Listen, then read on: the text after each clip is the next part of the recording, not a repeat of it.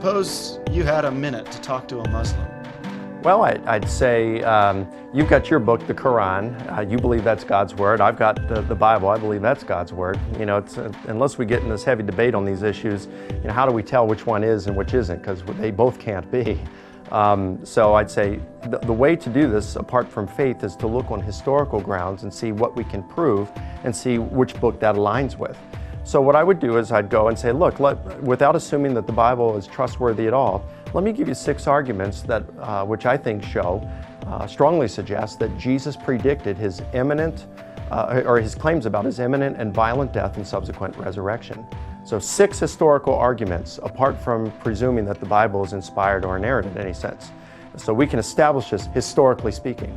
Now, here's the deal. Once we have that established, if Jesus actually made these claims, and he did not die an imminent and violent death, which Islam says he most certainly did not, because the Quran says that he did not in Surah 4, verses 157, 158.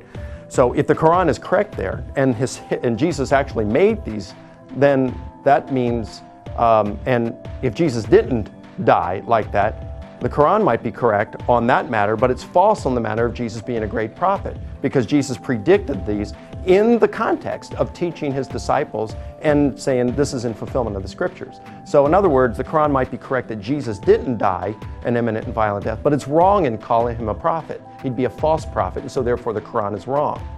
On the other hand, if Jesus made these claims, like the historical evidence strongly suggests, and if he did die an imminent and violent death, and resurrected, but you don't even have to throw the resurrection in there. If he just simply died an imminent and violent death as he predicted, well, then the Quran is still wrong because it says that he didn't.